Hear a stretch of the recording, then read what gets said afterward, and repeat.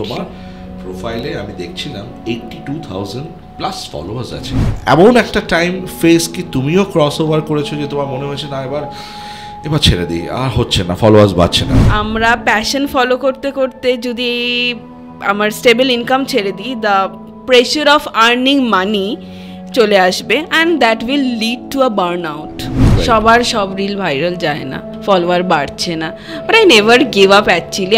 I knew that this is a phase. লোকে যখন এরকম কন্টিনিউয়াসলি দেখে ভাবে কি এর কি কাজ নেই, এ কি সারাদিন ঘুরে বেড়ায়। এখনো কিন্তু সোসাইটিতেই acceptance that this is a profession, it's a part of the job. Kishore কুমারের একটা গান দিয়ে জীবনটা শুরু করতে হবে, কুছ তো লোক কহেঙ্গে লোগো কা কাম হ্যায় कहना। তুমি সবার কমেন্ট যদি রিঅ্যাক্ট করতে শুরু করো তাহলে তোমার সোশ্যাল মিডিয়াতে তুমি থাকতে পারবে না।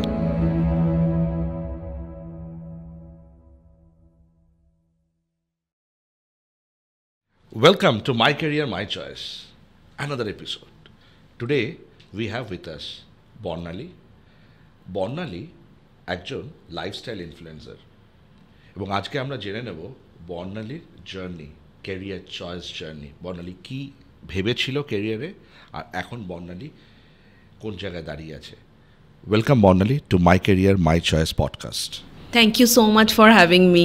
বর্ণালী, তোমার ছোটোবেলায় প্রত্যেকটা মানুষ তার ছোটোবেলাতে একটা ক্যারিয়ার চয়েস থাকে। একদম। সবাই ভাবে ডাক্তার হব কিংবা ইঞ্জিনিয়ার হব, এটা পেরেন্টসদের প্রথম অপশন, ডাক্তার ইঞ্জিনিয়ার। তারপরে আস্তে আস্তে তারা আইডেন্টিফাই করে যে তোমার স্ট্রেংথ কী আছে, তুমি কি হতে পারবে। তো তোমার ছোটোবেলায় তোমার পেরেন্টসের কী চয়েস ছিল, কি হবে, মানে পেরেন্টস কী ভাবতো তোমাকে নিয়ে? আমার প্যারেন্টস সবসময় আমাকে ফ্রিডম দিয়েছিল যে তোর যেটা ভালো মনে হয়, তুই যেটা ইন্টারেস্ট পাস সেটা করবি। তাই জন্য আমার বাড়ির থেকে কিছু প্রেশার ছিল না কি তোকে এটাই করতে হবে ওটাই করতে হবে। বাট হাউএভার প্যারেন্টসরা ফিউচার নিয়ে, ইন্ডিয়ান প্যারেন্টস মেন্টালিটি যেরকম হয় কি ফিউচার নিয়ে খুব ভাবে যাতে সাস্টেনেবল ইনকাম হয়, যাতে একটা ভালো লাইফস্টাইল যেটা ছোটোবেলা দিয়ে চলছে সেভাবে যেন ভালোভাবে মেনটেন করতে পারি। তো ছোটোবেলায় বেসিক্যালি আমি খুব স্টুডিয়াস ছিলাম। তো অ্যাকর্ডিংলি আমার প্যারেন্টসের এক্সপেকটেশন আর আমারও ওরকম ছিল কি অ্যাকাডেমিক্সে কিছু করব।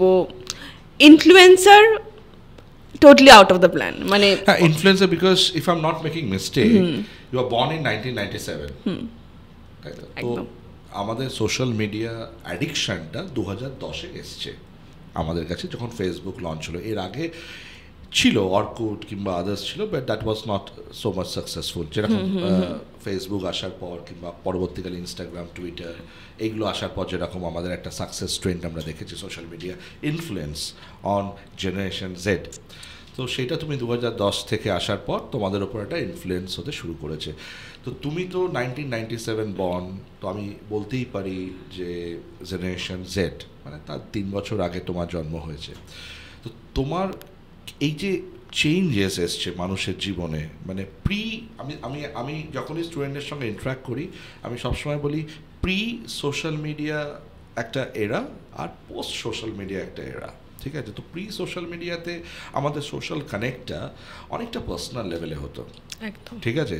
আর এখন সব কিছু ডিজিটাল, এভরিথিং ইজ ডিজিটাল, ঠিক আছে? তো তোমরা সেই ডিজিটাল এরা, আমরা ওল্ড স্কুল, ঠিক আছে? আমরা ওল্ড স্কুল, এখনও আমরা পার্সোনাল টাচেই কাজ করার চেষ্টা করি বন্ধুদের সঙ্গে। এখনও আমরা একটা জায়গায় দেখা করে আমরা আড্ডা মারতে বেশি পছন্দ করি then WhatsApp group and all those stuff. কিন্তু তোমরা তো জেনারেশন জেড, তোমাদের তো ডিজিটালি তোমরা সব কিছু অ্যালাইক, ঠিক আছে? তো কি মনে হচ্ছে যে তোমার এখন যে প্রেজেন্ট সিচুয়েশন, তুমি তো তোমার মায়ের থেকে কিংবা বাবার থেকে পুরোনো দিনের কথা হয়তো শুনে থাকতে পারো, তো কিছু কি তোমার ফিল হয় এই আজকে জেনারেশনের সঙ্গে পুরোনো জেনারেশনে কোনো মানে তুমি যেটা শুনেছো গল্প আর এখন যে প্রেজেন্ট জেনারেশনটায় তোমরা যাচ্ছ, যে ডিজিটাল জেনারেশন যেটাকে আমরা বলছি, কিরকম এনজয় করছো এই ডিজিটাল জেনারেশনটা? বলতে গেলে প্যারেন্টদের জেনারেশন তারাও কিন্তু অনেক অ্যাডাপ্ট করেছে। হ্যাঁ, তুমি যদি তোমাকেও দেখো তো you have also adapted. Personal touch, যেটা আগেকার দিনে রিলেশনশিপ মেনটেন করার ওয়ে ছিল, যে বন্ধুদের সাথে মিট করব, গল্প করব, পার্সোনালি কানেক্ট করব, ওটা সব থেকে বেশি ইম্পর্টেন্ট। এখন এমন না কি আমরা বন্ধুদের সাথে কানেক্ট করি না, but it is also very important to take pictures, to post on Instagram.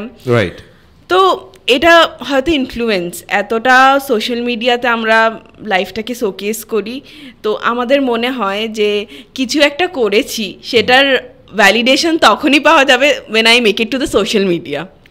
না এখন মানে সোশ্যাল মিডিয়া একটা কালচার আমি দেখছি মানে এখনকার ইউথদের মধ্যে যে কোনো ঘটনা, ঠিক আছে, তারা সোশ্যাল মিডিয়ায় পোস্ট করে দিচ্ছে একদম, গেট অ্যাটেনশন, ঠিক আছে। এবং you will very shock to know, আমি জাস্ট 2 সপ্তাহ আগে মানে রাজারহাট দিয়ে আসছিলাম রাত্রিবেলার দিকে, and I was just passing by, একটা গাড়ির অ্যাক্সিডেন্ট হয়েছে। People rather saving that particular person যে অ্যাক্সিডেন্টে কিছু একটা হতে পারে তার জীবনে, সবাই ছবি তুলতে বেশি ব্যস্ত। এক্স্যাক্টলি, আমি এই একটা অ্যাডিকশন আমার মনে হয় যে এই জেনারেশনের মধ্যে চলে এসছে। তোমার কি মনে হয় যে এটা কি ঠিক না বেঠিক? মানে এটা তো খুব একটা কন্ট্রোভার্সিয়াল ব্যাপার, বাট অ্যাকর্ডিং টু মি একটা মানুষ যখন বিপদে রয়েছে তাকে হেল্প করা ইজ মোর ইম্পর্টেন্ট দেন আমি আরো 10টা মানুষকে জানাচ্ছি, রাইট? তো এটা ডাউন সাইড বলতে পারি, মানে কিছু মানুষের এটা একটা সাইকোলজিক্যাল ফ্যাক্টর হতে পারে, অ্যাটেনশন সিকিং বিহেভিয়ারটা যেন খুব বেশি বেড়ে গেছে। রাইট। আচ্ছা ঠিক আছে, আমরা একটু ব্যাক করে আসি আমাদের ডিসকাশনে। তো তোমার ক্যারিয়ার চয়েস ছোটবেলা থেকে কি ছিল? কি হওয়ার তোমার স্বপ্ন ছিল ছোটবেলা থেকে? What was your dream career? আমি হয়তো প্রফেসর বা টিচার হতাম, বিকজ আমি খুব স্টুডিয়াস ছিলাম, আর ছোটবেলায় স্পেসিফিক্যালি আমি হিস্ট্রি খুব পছন্দ করতাম। রাইট। বাট তোমার সাবজেক্ট কি নিয়ে তুমি পড়াশোনা করেছো? আমি 10th পরে সায়েন্সই নিয়েছিলাম, but I was very studious and এত ভালো মেমোরাইজ করতে পারতাম, তো আমার জন্য history was my favourite subject back then স্কুলে। বাট হলো না। মানে হলো না কেন? মানে তুমি কি চাইলে না, না মানে প্যারেন্টস একটা তোমাকে ইনফ্লুয়েন্স করলো সায়েন্স নিয়ে পড়ার জন্য? What was your thought process? Science নিয়ে পড়ার জন্য ইনফ্লুয়েন্স করেনি, but I was bit worried কি কেরিয়ার প্রসপেক্ট কি হবে।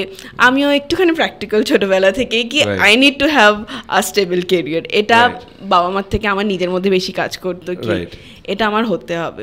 তো তুমি সায়েন্স নিয়ে পড়লে, তারপরে তুমি কি করলে? আমি ইকোনমিক্স অনার্স করেছি, তারপরে আমি MBA করলাম মার্কেটিং আর HR এ।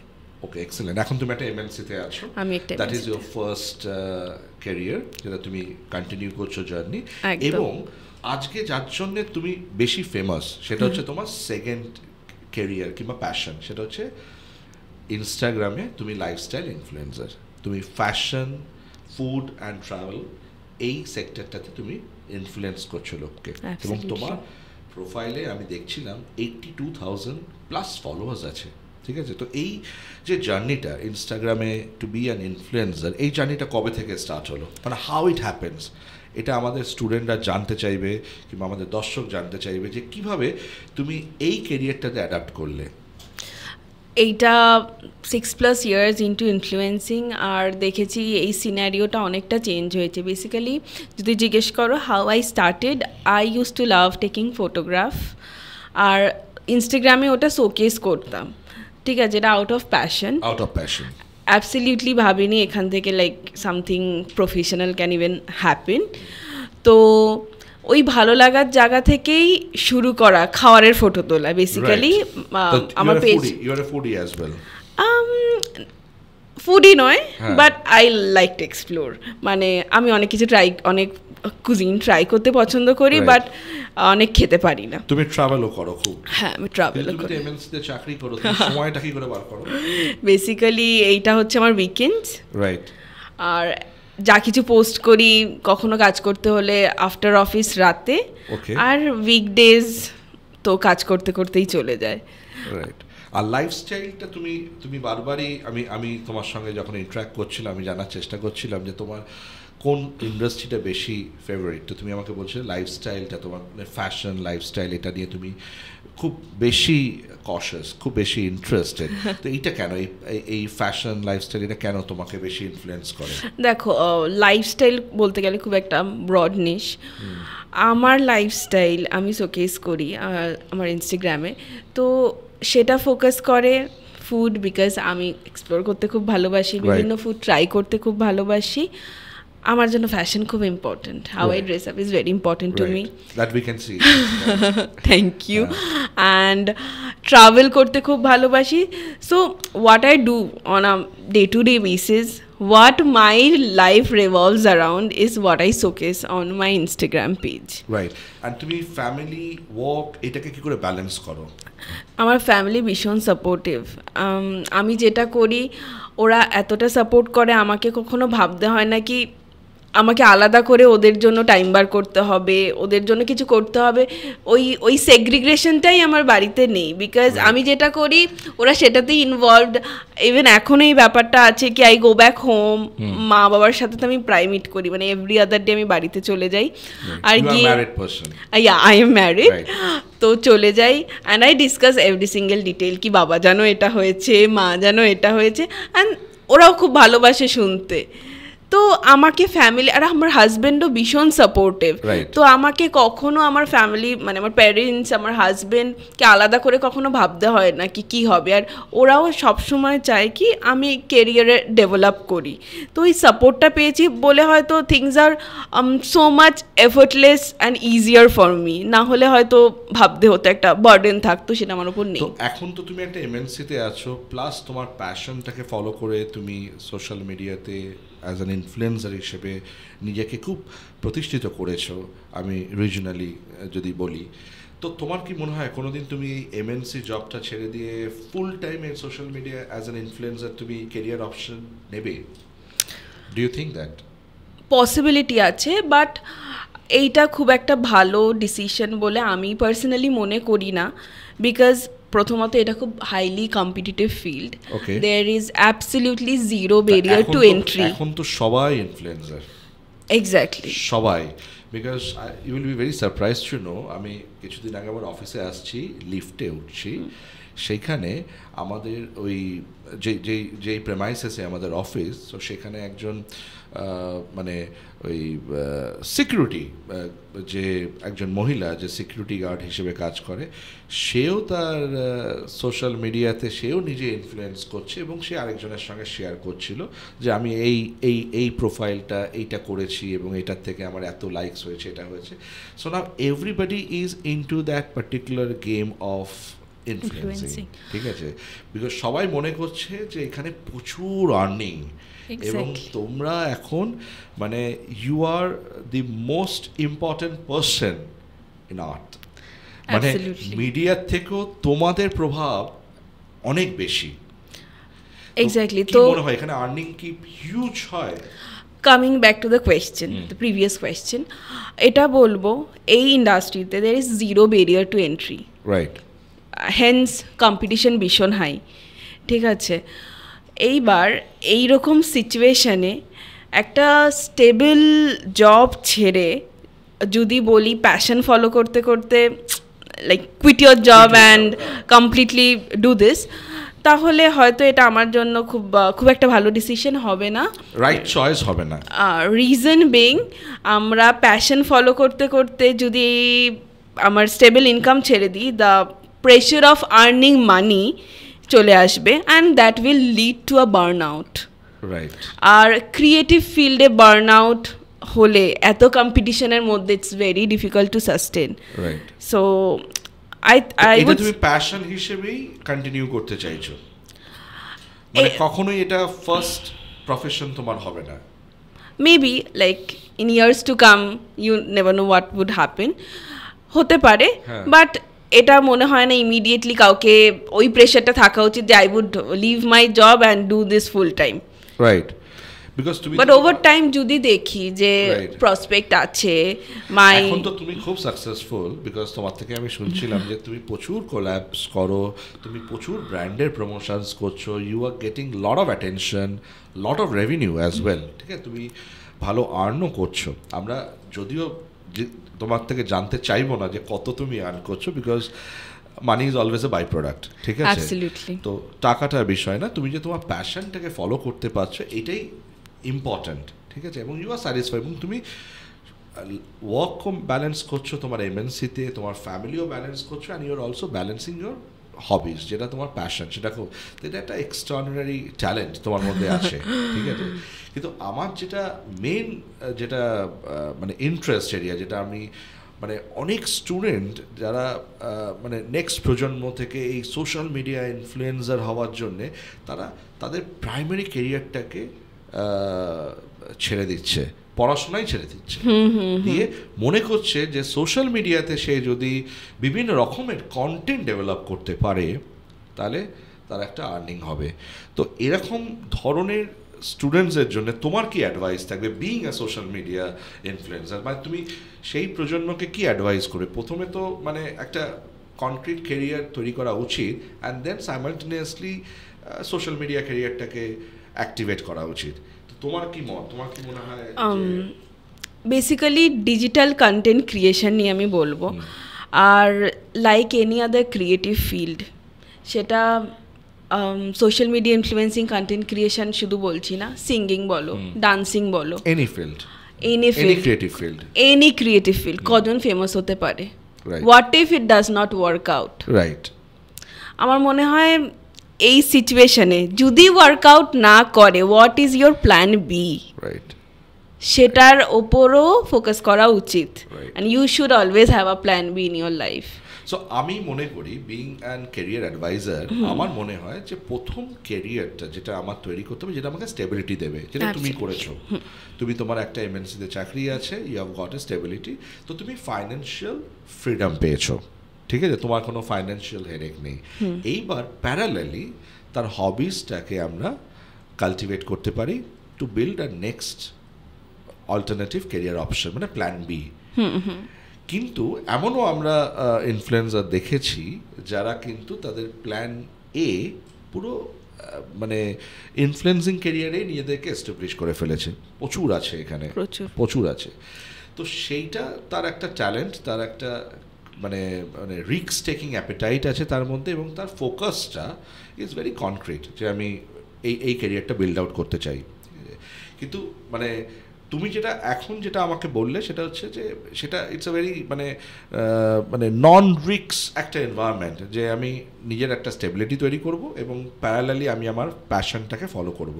এটা তো মেজর ইনফ্লুয়েন্সারকে আমিও বলি যে যারা ওভারনাইট ইনফ্লুয়েন্সার হতে চায়, এখন সবাই ওভারনাইট সাকসেস পেতে চায়, টিনেজ, হ্যাঁ, তারা ক্যারিয়ারটাকে জলাঞ্জলি দিয়ে বলছে যে না, ইনফ্লুয়েন্সিংই একটা ক্যারিয়ার, পরে একটা ক্যারিয়ার অপশনই চলে আসবে, অটোমেটিক্যালি চলে আসছেও, যে ইনস্টাগ্রাম ইনফ্লুয়েন্সার কিংবা ইউটিউব ইনফ্লুয়েন্সার, এটা একটা ক্যারিয়ার অপশন হিসেবেও চলে আসছে।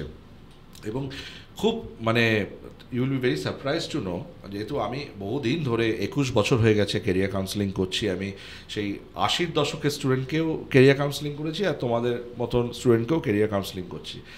অনেক প্যারেন্টস এখন প্রোঅ্যাক্টিভলি বাচ্চাদের বলছে যে আমার ছেলে কিংবা মেয়ের ক্রিয়েটিভ স্কিল খুব ভালো, এটাই করুক। এখন কিছু ইনস্টিটিউটও চলে আসছে যারা পডকাস্টিং শেখাচ্ছে, যে কীভাবে তুমি পডকাস্ট করবে কিংবা কী করে নিজের তুমি ইমেজটাকে বিল্ড আপ করবে। এটা অল্টারনেটিভলি একটা ক্যারিয়ার অপশন হিসেবে আস্তে আস্তে এস্টাবলিশ করছে। But the question is still about sustainability. যদি সাস্টেন করতে না পারা যায় তাহলে তো মানে খুবই মুশকিল। যদি যে কোনো ক্যারিয়ারে যদি স্ট্রাগলটা বেশি দিন হয়, অনেকে হাল ছেড়ে দিতে পারে। নর্মালি অনেক ইঞ্জিনিয়ারকেও দেখেছি যে সাকসেসফুল হচ্ছে না, হয়তো তার ইনফ্লুয়েন্সার হওয়ার মানে ক্রিয়েটিভ স্কিলটা বেশি, সে হয়তো বাড়ির প্রেশারে সে ইঞ্জিনিয়ার হয়ে গেছে। এমনও অনেক দেখেছি যে তার হয়তো ভালো একটা সিঙ্গার হতে পারতো, ঠিক আছে, কিন্তু বাবা মা প্রেশার দিয়েছে তাকে, না তোমাকে ইঞ্জিনিয়ার হতেই হবে, সে ইঞ্জিনিয়ারিংটা পড়েছে। Now the education has become their liability, ওটা অ্যাসেট হচ্ছে না, ঠিক আছে। তো এডুকেশন যদি লায়াবিলিটিতে কনভার্টেড হয়ে যায়, ক্যারিয়ার যদি লায়াবিলিটিতে কনভার্ট হয়ে যায়, তাহলে ওটা একটা বার্ডেন হয়ে যায়। ইচ্ছা করে না, যখন ইচ্ছা করে না তখন ওটার মানে লাইফ স্প্যানটা কমে যায়। এটা আমার পার্সোনাল মত। তো তুমি তোমার লাইফটাকে এনজয় করছো না। Tell me something more about your future plan. কি ফিউচারে তুমি প্ল্যান করতে চাইছো, মানে what is your future plan? মানে তুমি তো ফুড ব্লগিং করছো, প্লাস তুমি ট্রাভেলও ব্লগ, তুমি কি ইন্টারন্যাশনাল ট্রাভেল ব্লগিং শুরু করেছো না? হ্যাঁ, করেছো। কোথায় কোথায় তুমি গেছো? ইন্টারন্যাশনাল যদি বলতে পারো ব্র্যান্ড কোলাবোরেশনস, তাহলে আমি থাইল্যান্ড কভার করে এলাম recently. I did a lot of collaborations there. Right. তো ইন্টারন্যাশনাল বলতে একটাই থাইল্যান্ড করছো, এবং আশা করি তুমি আরো ইন্টারন্যাশনাল ডেস্টিনেশনে ইউ হ্যাভ জাস্ট স্টার্টেড, 6 বছর হয়েছে, জাস্ট দ্য আর্লি স্টেজ, ঠিক আছে। তো আমি আরেকটা জিনিস, অনেকটা এভলভও করেছে 6 বছরে, আস্তে আস্তে তুমি শিখেছো অনেক কিছু, ইন্ডাস্ট্রিও এভলভ করেছে আমার সাথে সাথে, ইন্ডাস্ট্রি এভলভ করেছে তোমার সঙ্গে। আরেকটা জিনিস আমার খুব কিউরিওসিটি হচ্ছে জানার জন্য, এই যে 6টা বছরের মধ্যে এমন কি কোনো টাইম ফ্রেম এসেছিল যেখানে তোমার মনে হয়েছিল না এবার এটাকে ছেড়ে দিই, হচ্ছে না, ফলোয়ার্স বাড়ছে না? Because the game is two engage your followers, that's a game.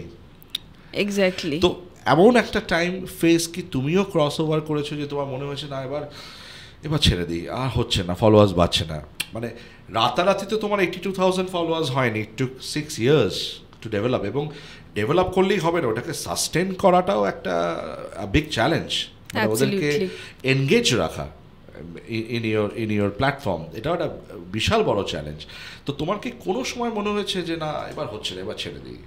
এরকম কি কখনো মনে হয়েছে? অনেকবার এরকম হয়েছে, অ্যালগরিদম কিপস অন চেঞ্জিং। তখন তুমি কি করতে, মানে যখন মনে হতো যে ছেড়ে দিই, তখন তোমার মাইন্ডসেটটা কিভাবে তুমি কন্ট্রোল করতে? এইটা আমাদের যদি অডিয়েন্সকে বলো, বিকজ অনেকে আমি দেখেছি শুরু করে আবার কিছুদিন বাদে ছেড়ে দেয়। বুঝতে হবে ইটস আ ফেজ, সবার সব রিল ভাইরাল যায় না, ঠিক আছে?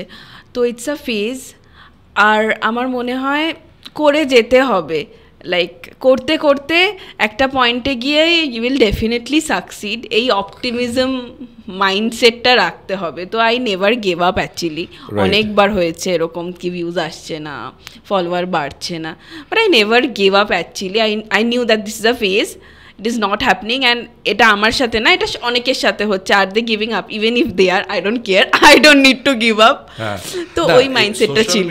সোশ্যাল মিডিয়াতে থাকতে গেলে, মানে সাস্টেন করতে গেলে, আমার মনে হয় পার্সোনালি, আমি ওল্ড স্কুল স্টুডেন্ট, সকালবেলা কিশোর কুমারের একটা গান দিয়ে জীবনটা শুরু করতে হবে, কুছ তো লোক কহেঙ্গে, লোগো কা কাম হে কেহনা।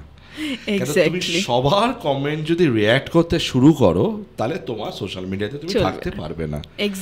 এইটা কি তোমারও মাইন্ডসেট যে লোকে কি বলছে, ঠিক আছে, অত কমেন্ট আছে, তোমার তো সব পড়া সম্ভব নয়, কিন্তু তোমারও কি এটা মাইন্ডসেট যে আমি নিজের মতন করে চালিয়ে যাব, I will rectify? Definitely positive ক্রিটিসিজমও নেওয়া যেতে পারে, ঠিক আছে। তো এরকম অনেক কমেন্ট আসে, সেই কমেন্ট থেকে তোমার কি কোনো রিয়াকশন দেওয়ার মন হয়, মানে নাকি তুমি জাস্ট ইগনোর করো? What is your mindset? আমি ইগনোর করতেই পছন্দ করি, মানে ওই কিশোর কুমারের গান। Absolutely, but the thing is এটা একটা গ্ল্যামারাস ফিল্ড, তো লোকে যখন এরকম কন্টিনিউয়াসলি দেখে ভাবে কি এর কি কাজ নেই, এ কি সারাদিন ঘুরে বেড়ায়।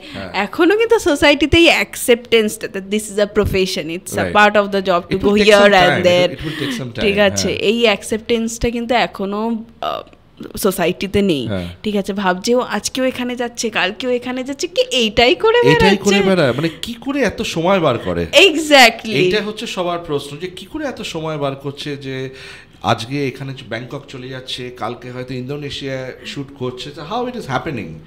লোকের মধ্যে কিন্তু কিউরিওসিটি কাজ করে। তো সেইগুলোকে কিভাবে তুমি ম্যানেজ করো আর কি? মানে this is something that would never stop, right, ঠিক আছে, সবাইকে স্যাটিসফাই করা যায় না, অ্যাবসলিউটলি। তো I would like to leave their thoughts with them only, আর নিজের যেটা মনে হয় পার্সোনালি কারেক্ট।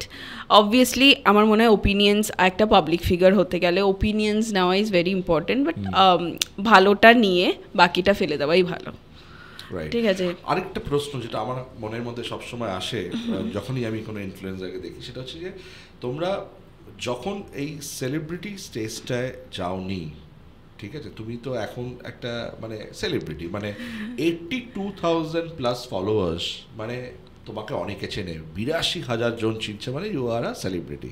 তো এই যে ফেসটা ট্রান্সফরমেশন হচ্ছে, অনেক সময় কি হয়, তুমি কোনো পাবলিক প্লেসে গেলে লোকে তোমাকে রিকগনাইজ করে, তখন কিরকম ফিলটা হয়? ভীষণ, মানে কি বলবো, একটা সেন্স অফ অ্যাকমপ্লিশমেন্ট হয়, রাইট, এবং লোকে কানেক্ট করে তোমার ব্লগগুলোর সঙ্গে, তখন তোমার একটা প্রাউড ফিল হয়, লোকের থেকে তুমি পজিটিভ ফিডব্যাক নাও হয়তো সেই টাইমে, তো it's give you lot of satisfaction, validation, accomplishment, যেটাই বলবে, মানে it's a very good feeling. মানে সব কিছু করার পর ওইটা একটা একবার তুমি লাইমলাইটে চলে আসলে এবার তো এই লাইমলাইট থেকে যেতে তুমি কোনোদিন পারবে না, এটাকেই বাড়াতে হবে, তখন হবে আরো লোক আমাকে চিনো। এক্স্যাক্টলি মেন্টাল প্রেশার তোমার মধ্যে ক্রিয়েট করছে ডে বাই ডে, যে 82,000 আই এম নট স্যাটিসফাইড, আমার এখন 1 মিলিয়ন 2 মিলিয়ন 5 মিলিয়ন চাই। So you are giving any deadline to yourself যে আমি এর মধ্যে এটা অ্যাচিভ করব, একটা মাইলস্টোন তো ব্যাক অফ দ্য মাইন্ডে কাজ করতেই থাকে। বাট আমি নিজেও সেটা ফলো করি, আর যে কন্টেন্ট ক্রিয়েটার হতে চায় এরকম লাইক বাডিং কন্টেন্ট ক্রিয়েটারদেরও আমি এটা বলবো যে ডোন্ট টেক প্রেশার, রাইট? ঠিক আছে, যদি ভালো কন্টেন্ট ক্রিয়েট করতে থাকি ইট উইল হ্যাপেন, যখন টাইম হবে it will happen. It does not matter কি 100K হলো কি 200K হলো, যেটা হওয়ার it will just happen. And content গুলো একটু মানে ভালো কন্টেন্ট দিতে হবে, সোসাইটিকে একটা পজিটিভ মেসেজ দিতে পারে, যেটা সোসাইটিকে একটা এই নেক্সট জেনারেশনকে ইন্সপায়ার করতে পারে। তো এরকমই তো মেসেজ তোমার থেকে সবাই এক্সপেক্ট করে, এরকমই কন্টেন্ট তোমার থেকে সবাই এক্সপেক্ট করে, একদম, যেটা ইনফরমেটিভ হবে, ইউজফুল হবে, অ্যাট দ্য সেম টাইম এন্টারটেইনিংও হবে। এবার বর্ণালী আমরা একদম শেষ পর্যায়ে চলে এসেছি। আমার কাছে একটা প্রশ্ন আছে তোমার কাছে, যদি তোমার জীবন থেকে 7 দিন মোবাইল ফোনটা কেউ নিয়ে নেয়, এই রে 7 days তোমার জীবনে মোবাইল ফোন থাকবে না, কিরকম লাগবে? ভীষণ ফাঁকা ফাঁকা লাগবে, ভীষণ ফাঁকা ফাঁকা লাগবে। হ্যাঁ, কেন তুমি এটা মানে একটা পিস অফ মাইন্ড পাবে না যে মোবাইল ফোন? অ্যাকচুয়ালি বলতে পারো যে 7 দিন যদি ফোনটা না থাকা যায় না, অনেকটা বার্ডেনও কিন্তু চলে যাবে তোমাদের লাইফে। তো এই মানে এখন ফোনটা তোমার একদম মানে অন্তরঙ্গ একটা সঙ্গী হয়ে গেছে, যেটাকে তোমরা ছাড়তে পারছো না, বিকজ তোমাদের জীবনটাই এই ছোট একটা স্ক্রিনের মধ্যে আবদ্ধ হয়ে যাচ্ছে। ওখানেই তোমার ক্রিয়েটিভিটি, ওখানেই তোমার ব্রাউজিং, ওখানেই তোমার থট প্রসেস, সব ওখানেই সৃষ্টি হয়, এবং সেখান থেকেই তোমার পরিচয়, তোমার যে সেলিব্রিটি স্ট্যাটাস তুমি আস্তে আস্তে তৈরি করছো। ইনফ্যাক্ট 82,000 আছে মানে you are already a celebrity, ঠিক আছে? তো এইটা তুমি করছো, তো এটা একটা definitely it's a different aura তুমি জীবন। তো ফোনটা যদি চলে যায়, কি মিস করবে ফোনটাকে 7 দিনের জন্য?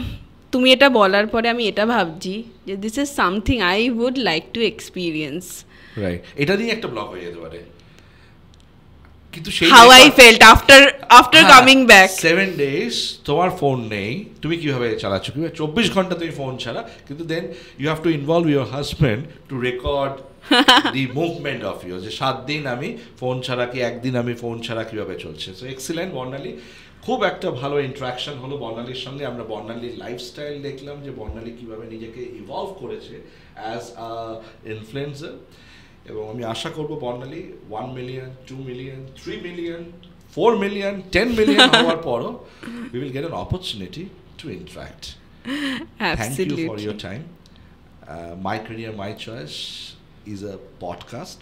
আমি আশা করব যে তোমার যদি ভালো লাগে তুমিও এটাকে ছড়িয়ে দাও, বিকজ এই পডকাস্টের একটা ইন্টেনশন যে আমরা নেক্সট জেনারেশনকে তোমাদের জীবনটা, বিকজ বাইরে থেকে লোকে একটা না অন্য ইম্যাজিনারি ফিগার নিয়ে নেয়, তো এই পডকাস্টের মাধ্যমে আমরা রিয়েল সিনারিওগুলোকে মানে নেক্সট জেনারেশনকে দেখাতে চাইছি যে নাথিং ইজ ইজি।